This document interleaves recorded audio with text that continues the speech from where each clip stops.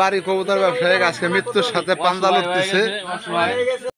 আসসালামু আলাইকুম সবাই, লিটনের জন্য দোয়া করবেন। ও আজকে জাতীয় ফল কাঁঠাল খেয়ে অসুস্থ হয়ে গেছে। ও অবস্থা খুবই খারাপ, গ্যাস ফর্ম করেছে। ও এখন আমাদের সবরমপুর বটতলা আছে, সিলাইন চলছে, অবস্থা একদমই নর্মাল হয়ে গেছে। ওর ছেলেটার মাথার কাছে রয়েছে। সবার জন্য দোয়া করবেন যাতে ও তাড়াতাড়ি সুস্থ হয়ে যায়।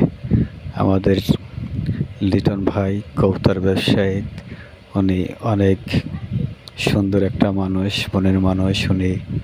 ওনার জন্য সবাই দোয়া করবেন যেন উনি সুস্থ হয়ে যায় তাড়াতাড়ি।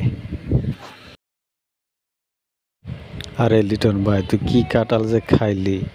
এই কাঁঠাল খাইয়ে আজকে বটতলা শুয়ে রইলি।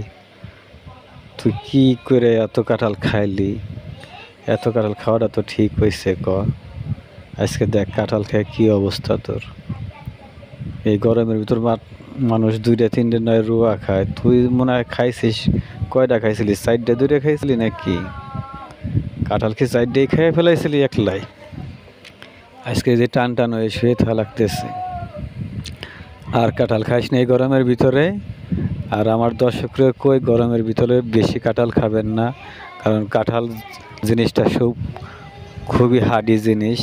এটা হজম শক্তি না হলে সমস্যা হবে, পেটে অসুস্থ হয়ে যাবেন।